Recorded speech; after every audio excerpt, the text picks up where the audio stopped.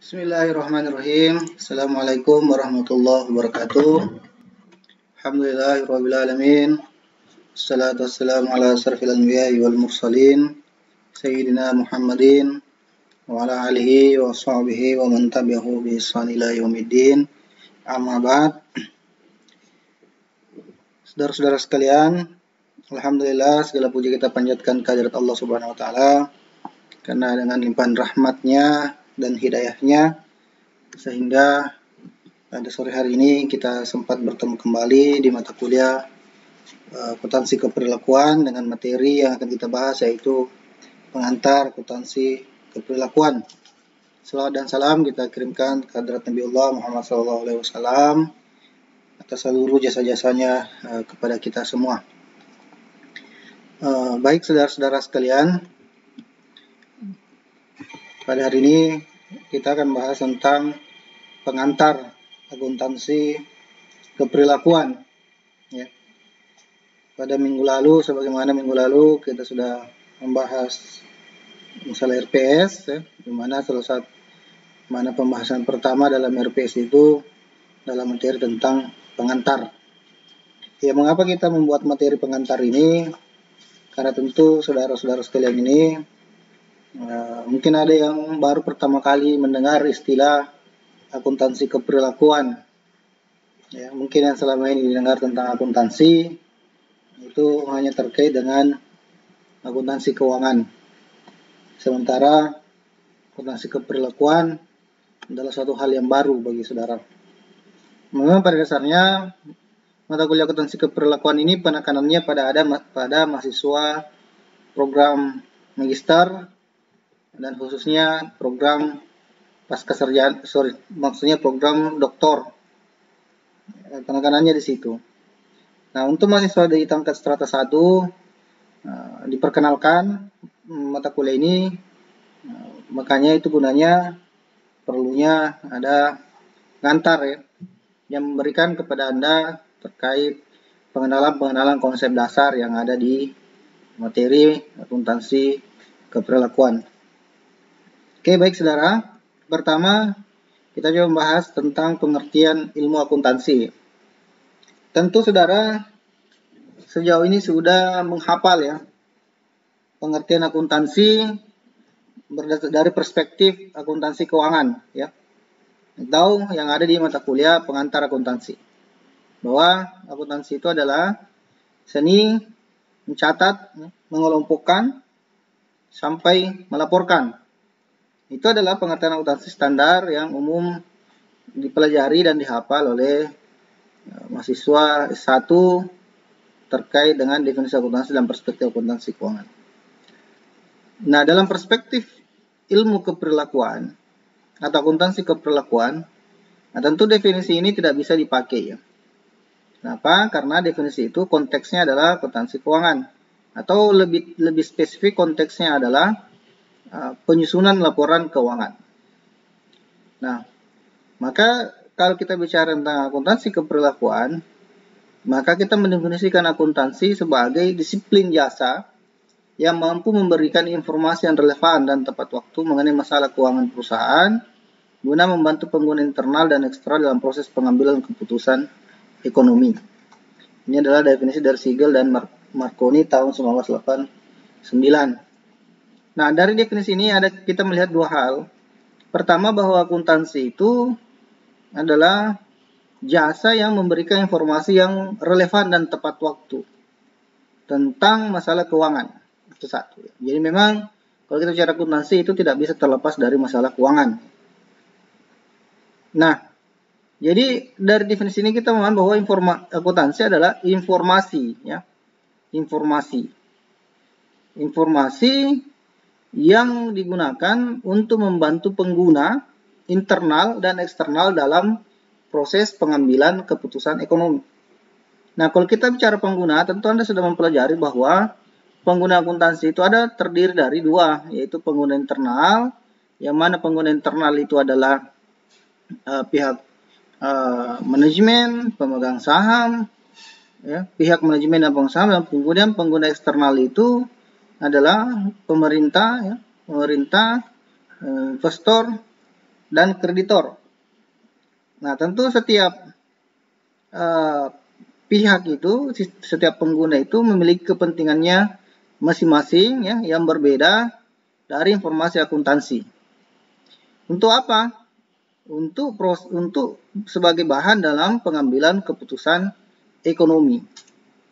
Jadi setiap pengguna itu memiliki tujuan pada aspek ekonomi. Kita ambil contoh pemerintah. Pemerintah itu adalah pengguna eksternal laporan keuangan. Laporan keuangan digunakan untuk apa oleh pemerintah? Nah, laporan keuangan digunakan untuk menetapkan dasar atau berapa jumlah pajak yang harus dibayar oleh perusahaan.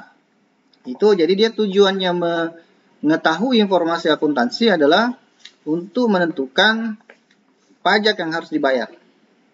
Nah, begitupun misalnya dengan pihak investor. Tentu investor membutuhkan laporan keuangan supaya dia mendapatkan informasi apakah perusahaan ini layak untuk diberikan investasi atau tidak. Nah, itulah akuntansi ya. Jadi akuntansi itu adalah informasi yang relevan terkait masalah keuangan ya, dalam hal untuk pengambilan keputusan. Nah, pengambilan keputusan inilah yang disebut sebagai aspek keperilakuan ya. Seperti itu. Dan kita lanjut. Nah, tujuan akuntansi ya.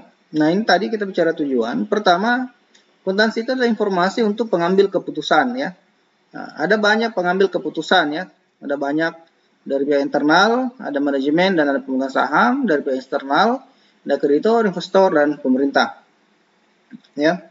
Jadi akuntansi itu adalah informasi untuk pengambilan keputusan.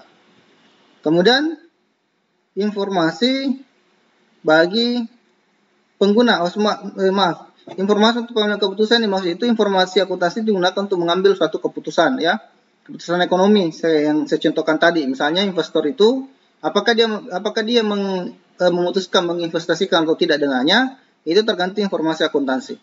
Kemudian pemerintah, berapa jumlah pajak yang harus ditetapkan oleh pemerintah, nah itu diambil dari informasi akuntansi. Itu yang pertama, tujuan akuntansi. Yang kedua, informasi bagi pengguna ya, yang tadi yang kita jelaskan bahwa pengguna akuntansi itu adalah internal dan eksternal. Kemudian perbedaan tujuan pengguna, ini tadi sudah saya jelaskan juga bahwa masing-masing pengguna itu memiliki tujuannya masing-masing yang berbeda. Ya, sehingga laporan akuntansi itu bisa diinterpretasi secara berbeda oleh tujuan pengguna yang berbeda ya. Misalnya saya contoh pihak kreditor ya, pihak kreditor akan mempelajari secara detail terkait rasio likuiditas ya dan rasio solvabilitas suatu perusahaan. Mengapa?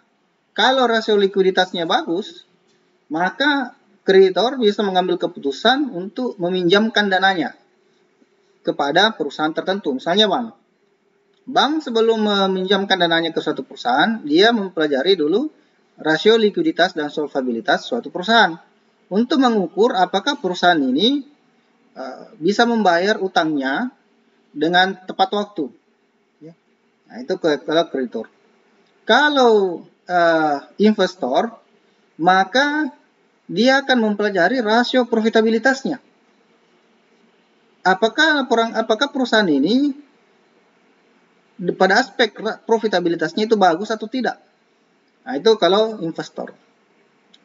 Nah, kalau pemerintah, maka dia akan mempelajari berapa return on investment-nya. Berapa tingkat ROI-nya. Return on investment yang benar. Untuk menetapkan jumlah pajak yang harus dibayar oleh perusahaan itu. Nah, itu adalah informasi yang bersumber dari laporan keuangan yang digunakan secara berbeda oleh masing-masing pengguna. Kemudian tujuan akuntansi yang keempat adalah pertanggungjawaban.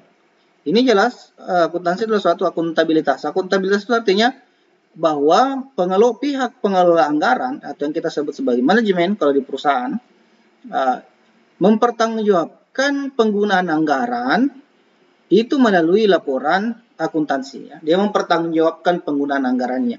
Anggaran itu digunakan untuk apa saja dan outcome-nya apa. Jadi kalau kita bicara anggaran, maka anggaran itu ada input, proses, dan ada 4, input, proses, output, dan outcome.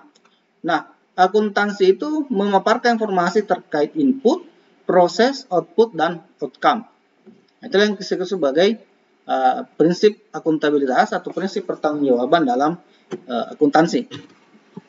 Nah, kemudian kita pindah ke pengertian ilmu keperilakuan ya. Jadi tadi aspek akuntansinya. Nah, keperilakuan adalah bidang ilmu yang mempelajari perilaku manusia ya, dalam lingkungan fisik dan sosialnya, baik ya bukan bagi ya, baik melalui observasi maupun eksperimentasi. Jadi kalau kita bicara tentang ilmu keperilakuan, maka segala ilmu yang mempelajari perilaku manusia dalam lingkungan fisik ya dan sosial, baik melalui observasi maupun eksperimentasi. Nah, bedanya observasi dan eksperimentasi itu apa? Kalau observasi, Anda terjun langsung di lokasi objek yang Anda teliti. Ya. Misalnya Anda meneliti tentang pendapatan tukang becak. Maka kalau Anda menggunakan observasi, Anda terjun langsung di lingkungan tukang becak itu. Lingkungan kerjanya, lingkungan tempat tinggalnya, atau lingkungan keluarganya. Kalau Anda melakukan eksperimentasi, maka Anda menetapkan beberapa orang dan mengumpamakan mereka sebagai tukang becak. Misalnya gini, Anda mau meneliti tentang sikap tukang becak terhadap bantuan pemerintah. Tapi Anda melakukan eksperimentasi, maka yang Anda teliti itu bukan tukang becak. Tapi yang Anda teliti misalnya teman Anda, sesama mahasiswa, Anda bilang ke teman Anda, saya akan meneliti tentang tukang becak, dan saya meminta Anda bersikap seolah-olah Anda adalah tukang becak dalam menjawab pertanyaan-pertanyaan yang saya ajukan dalam kuesioner atau wawancara. Itu yang dimaksud dengan eksperimentasi dalam penelitian keperilakuan atau penelitian sosial. Seperti itu. Nah, kemudian apa tujuan ilmu keperilakuan ya?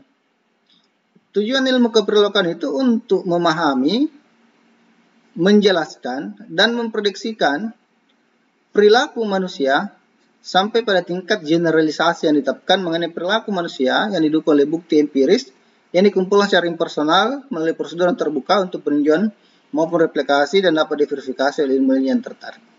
Ini secara garis besar tujuan ilmu keperilakuan adalah memahami, menjelaskan, dan memprediksi perilaku manusia. Sampai di sini titik. Itu adalah secara garis besar tujuan ilmu keperilakuan. Jadi tujuannya kita ingin memahami ya, memahami perilaku manusia, mengapa dia berperilaku seperti itu, ya. Misalnya kalau Anda meneliti mengapa, ini contoh kasus saja ya, mengapa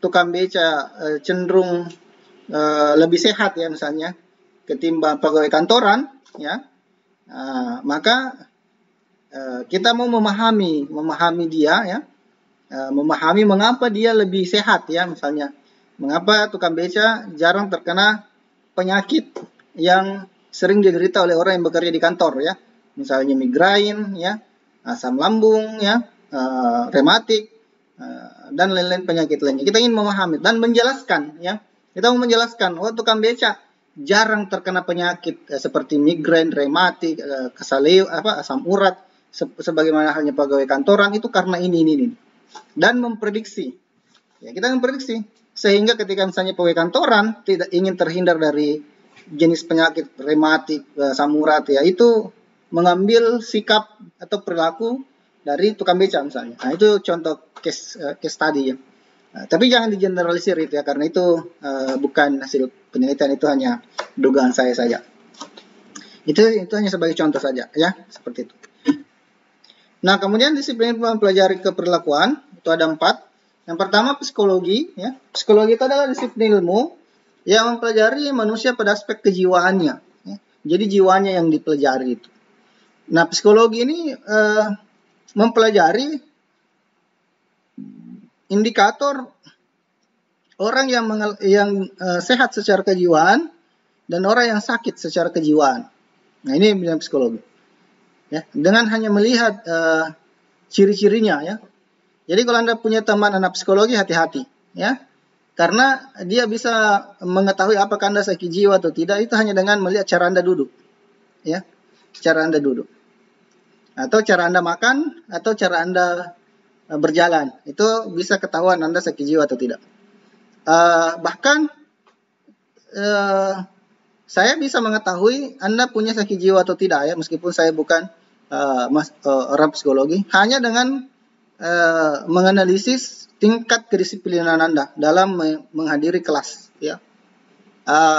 Misalnya kalau Anda selalu datang terlambat ya, setiap pertemuan Anda terlambat masuk di kelas, maka saya bisa katakan Anda sakit jiwa ya. Anda menderita suatu kelainan jiwa kalau Anda selalu terlambat datang. Nah, begitupun sebaliknya, kalau Anda selalu terlalu cepat datang, ya. Misalnya kita mulai kelas jam 10, Anda datang jam setengah 10 sudah ada duduk dalam ruangan. Itu juga berarti Anda ini menderita penyakit kejiwaan. Ya. Itu contoh. Begitupun kalau Anda selalu datang tepat waktu. Hanya kita kuliah jam 10, Anda selalu datangnya pas jam 10. Itu juga salah satu ciri Anda menderita penyakit kejiwaan. Makanya hati-hati bergaul sama orang psikologi ya, karena kejiwaan Anda itu bisa dibaca. Kemudian sosiologi. Sosiologi adalah bidang ilmu yang pelajari manusia pada aspek lingkungan sosialnya ya. Psikologi itu pelajari pada aspek kejiwaan, yang berarti yang dipelajari adalah individu ya, orang per orang. Maka sosiologi itu yang dipelajari adalah komunitas per komunitas ya. Misalnya suatu komunitas tukang beca ya, komunitas geng motor misalnya ya, itu komunitas anak band, itu yang dipelajari ya. Kemudian antropologi ya, antropologi ini berkaitan dengan aspek kebudayaan ya, kebudayaan tertentu, perilaku dalam budaya. Kemudian ilmu politik ya, ilmu yang mempelajari terkait dengan salah politik. Sebenarnya ekonomi juga itu termasuk dalam ilmu keperilakuan ya, karena ekonomi itu adalah ilmu yang mempelajari bagaimana manusia memenuhi kebutuhan hidupnya, yang berarti terkait dengan perilaku. Cuma sekarang ini ekonomi sangat jauh berkembang sehingga mulai masuk ke lebih dikenal dekat dengan matematika dan statistik ketimbang keperilakuan. Apalagi akuntansi. Baru beberapa belakangan ini muncul kembali ide untuk menghidupkan aspek keperilakuan dalam baik ilmu ekonomi maupun ilmu akuntansi. Karena memang pada dasarnya kalau kita bicara tentang ekonomi dan bicara tentang akuntansi, maka subjek dari ilmu itu adalah manusia. Subjek dan objek ilmu itu adalah manusia. Yang mana manusia itu memiliki perilaku-perilaku tertentu yang bersumber dari sikap, motivasi, nilai, keyakinan, dan agama-agamanya yang dianut. Itu nanti akan kita pelajari pada pertemuan berikut, yaitu faktor-faktor yang mempengaruhi perilaku manusia. Kemudian kita lanjut. Nah, kita masuk kepada akuntansi keperilakuan ya. Nah, apa sih itu akuntansi keperilakuan? Akuntansi keperilakuan itu adalah subdisiplin ilmu akuntansi yang tersusun secara sistematis yang mempelajari bidang akuntansi secara luas ya, melalui pendekatan interdisiplinar maupun multidisiplinar, yang mana di dalamnya melibatkan aspek kuantitatif dan aspek kualitatif ya. Utamanya aspek keperilakuan manusia yang terus berkembang guna membantu manajer dalam proses pengambilan keputusan ekonomi. Kalau ini terlalu rumit Anda paham, maka intinya adalah akuntansi keperilakuan secara spesifik mengkaji hubungan antara perilaku manusia dan sistem akuntansi ya. Ini secara spesifik yang dimaksud akuntansi keperilakuan. Jadi April itu ya, kalau akuntansi keperilakuan itu mengkaji hubungan antara perilaku manusia dan sistem akuntansi. Jadi antara perilaku dan sistem, serta dimensi keperilakuan dari organisasi di mana manusia dan sistem akuntansi itu berada dan diakui keberadaannya. Itu adalah spesifik terkait akuntansi keperilakuan. Kemudian apa pengertian dari April? Pengertian dari akuntansi keperilakuan adalah suatu studi tentang perilaku akuntan. Ya, saya garis bawah. Studi tentang perilaku akuntan atau non akuntan yang dipengaruhi oleh fungsi-fungsi akuntansi dan pelaporan. Jadi adalah pengertian April. Saya ulangi, pengertian akuntansi keperilakuan adalah studi tentang perilaku akuntan atau non-akuntan yang dipengaruhi oleh fungsi-fungsi akuntansi dan pelaporan. Nah, ruang lingkup akuntansi keperilakuan ada 3. Yang pertama, mempelajari pengaruh antara perilaku manusia terhadap konstruksi sistem akuntansi. Nah, yang dimaksud mempelajari pengaruh antara perilaku dan terhadap konstruksi adalah terkait persepsi, nilai, dan metode yang digunakan oleh suatu perusahaan dalam melakukan sistem pengendalian internalnya. Jadi bagaimana persepsi, sikap, dan nilai suatu perusahaan terhadap suatu manajemen perusahaan terhadap SPI, yang mana dengan itu dia membuat sistem informasi akuntansi, itu merupakan satu hal yang menjadi objek atau subjek pembahasan dalam akuntansi keperlakuan. Kemudian yang kedua, akuntansi keperlakuan itu adalah mempelajari pengaruh sistem informasi akuntansi terhadap perilaku manusia. Jadi kalau yang tadi bagaimana manusia mengkonstruk sistem, kemudian yang kedua adalah bagaimana sistem itu mempengaruhi perilaku manusia. Ya. Bagaimana sistem itu mempengaruhi perilaku manusia. Ya, mungkin yang dimaksud itu adalah bagaimana sistem itu mempengaruhi motivasi, ya, produktivitas, pengambilan keputusan, dan kepuasan kerja. Ya, kepuasan kerja. Nah, itu adalah salah satu domain. Ya. Banyak penelitian terkait ini menggunakan 3 konstruk teori utama. Yang pertama namanya the theory of resonant TRA, theory of resonant action, ya. Kemudian TPB yang kedua teorinya namanya TPB, theory of planet behavior. Kemudian yang ketiga namanya theory of acceptance model, ya. Itu adalah tiga teori yang digunakan untuk mengkaji ini. Itu bagaimana pengaruh sistem terhadap perilaku yang terkait dengan motivasi, kepuasan kerja, kemudian pengambilan keputusan, ya, sikap dan lain-lain. Kemudian yang ketiga, metode untuk memprediksi dan strategi untuk mengubah perilaku manusia. Inilah ruang lingkup yang ketiga, adalah bagaimana akuntansi itu memprediksi, ya, perilaku manusia. Kan tadi kita bahas bahwa salah satu tujuan akuntansi keperluan adalah melakukan generalisasi terhadap perilaku. Nah, ketika dengan melakukan riset-riset terhadap akuntansi terhadap kaitan antara manusia dan sistem akuntansi yang digunakan dalam suatu perusahaan, di situ kita bisa melakukan generalisasi terhadap perilaku manusia yang di dalamnya. Ya, sehingga dengan generalisasi itu kita bisa melakukan prediksi-prediksi.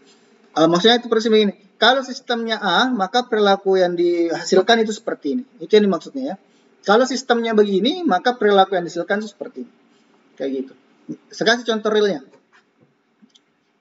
Misalnya kalau sistem akuntansi itu sifatnya terdesentralisasi, ya. Terdesentralisasi itu maksudnya hanya pimpinan tertinggi atau manajemen atas yang bisa membuka akses terhadap laporan keuangan dari suatu sistem informasi, maka itu akan berpengaruh terhadap motivasi atau sikap dari akuntan untuk mengetahui secara persis berapa nilai atau berapa posisi keuangan yang ada di perusahaan saat ini.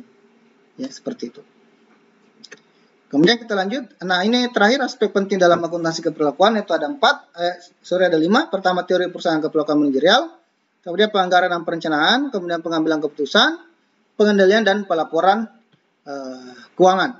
Nah, ini adalah aspek penting yang terdapat dalam akuntansi keperlakuan, yang mana yang dimaksud teori perusahaan itu adalah teori organisasi modern, ya, yang mempunyai perhatian dalam menjelaskan perilaku komponen entitas perusahaan. Kemudian kalau penganggaran dan perencanaan itu terkait dengan bagaimana proses pengambilan keputusan dalam perencanaan, ya, penganggaran. Kemudian pengambilan keputusan ini terkait dengan teori-teori atau model-model yang digunakan dalam pengambilan keputusan. Kemudian pengendalian. Yang terakhir adalah pelaporan keuangan. Nah, ini adalah aspek-aspek penting dalam akuntansi keperlakuan. Oke, saya kira itu materinya, ya, hari ini. Nah, untuk materi diskusinya, ya, Anda diskusikan. Ini ada 2 pertanyaan yang bisa Anda diskusikan. Yang pertama adalah apa yang dimaksud manajemen laba? Mengapa manajemen laba dalam masalah keperlakuan? Inilah pertanyaan pertama. Silakan Anda kemukakan jawabannya di link, ya. Setiap orang harus bisa memberikan jawaban, ya, bisa memberikan argumentasi terhadap pertanyaan pertama ini. Kemudian terhadap pertanyaan kedua, apakah keputusan manajer, ya, menaikkan gaji karyawan merupakan masalah keperlakuan? Jelaskan dengan pendekatan psikologi dan sosiologi. Nah, ini adalah pertanyaan, ya, pertanyaan diskusi. Silakan diskusi dipandu oleh ketua tingkat, ya. Diskusi itu adalah pertama Anda memberikan jawaban terhadap pertanyaan ini, kemudian yang kedua Anda bisa menanggapi, ya, jawaban dari temannya, Begitupun teman Anda bisa menanggapi jawaban dari Anda ya, sehingga terjadi diskusi dalam kelas sampai batas waktunya ya, batas waktu. Saya kira itu untuk pertemuan kita pada minggu ini. Insyaallah kita akan ketemu minggu depan di materi selanjutnya. Sekian, wallahu muwaffiq ila aqwamit thoriq. Assalamualaikum warahmatullahi wabarakatuh.